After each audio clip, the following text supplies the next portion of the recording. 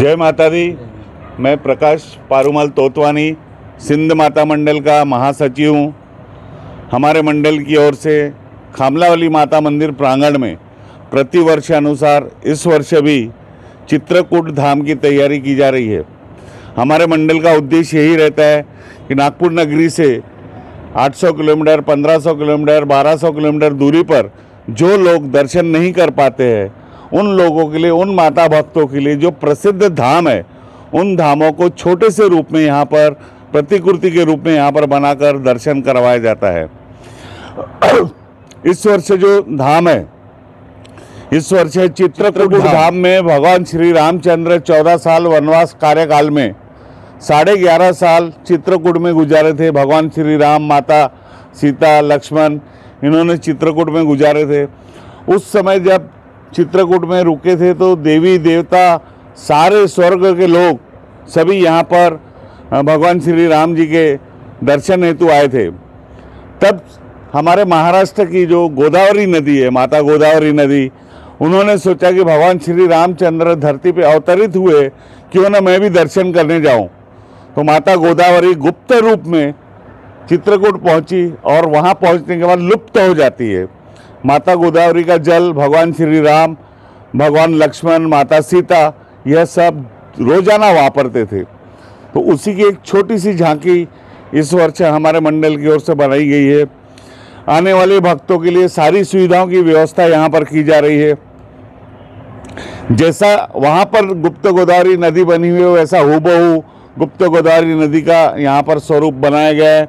जैसा वहाँ भगवान राम का दरबार है, माता सीता, लक्ष्मण, माता सीता, खटखटिया चोर आदि सारी मूर्तियाँ यहाँ पर रखी जा रही है। इसी प्रकार जब लंका में हनुमान जी गए थे, लंका में आग लगाई, तब उनके शरीर में उष्णता हो रही थी। भगवान श्री राम को उन्होंने बताया नहीं। जब अयोध्या पहुँचे भगवान श्री राम, तब उनको लगा कि हनुमान जी अस्वस्थ लग रहे हैं। तो हनुमान जी से पूछा कि क्या प्रॉब्लम है, क्या तकलीफ है। तो उन्होंने बताया मेरे शरीर में बहुत उष्णता हो रही है, लंका में आग लगाने के बाद से ये प्रॉब्लम शुरू हुआ है। तब उन्होंने फिर से वहाँ चित्रकूट पे हनुमान जी को ले गए और वहाँ पर एक बाण मारा, जहाँ से जल की धारा निकली, जिसका नाम पड़ा हनुमान धारा। वो छोटा सा रूप यहाँ पर हनुमान धारा के भी बनाया जा रहा है।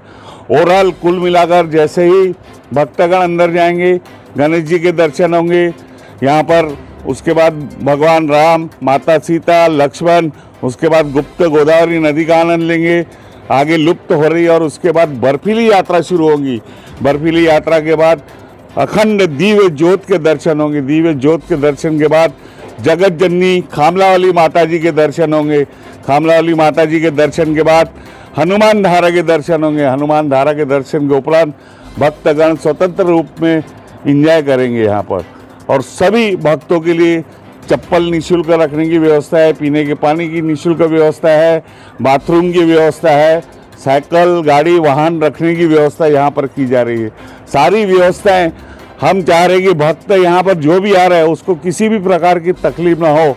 ये सारी व्यवस्थाएं हमारे मंडल की ओर से की जा रही है। यहाँ पर भक्त लोग इतने आते हैं कि हमको किसी चीज़ के लिए फुर्सत ही नहीं मिलती। हाँ, अष्टमी के दिन एक महायज्ञ का आयोजन किया जाएगा, मनोकामना यज्ञ बोलेंगे उसको, और दोपहर 12 बजे तक यज्ञ होगा और 12 के बाद महाप्रसाद शुरू होगा। यह महाप्रसाद कंटिन्यू रहेगा दशहरे तक। और दूसरे दिन घट विसर्जन का आयोजन किया जाएगा सोने का तालाब पर। धन्यवाद, आप लोग यहाँ पर आए, आपको भी शुभकामनाएं। और सभी भक्तों से निवेदन है, ज़्यादा से ज़्यादा भक्त आकर यहाँ दर्शन करें, यही विनंती करते मंडल की ओर से। जय माता दी। सक्षम भारत टीवी को अगर आपने सब्सक्राइब नहीं किया है तो अभी तुरंत आप सब्सक्राइब कर बेल आइकन को ऑन करें, ताकि हम बने रहे हमेशा आपके साथ। धन्यवाद।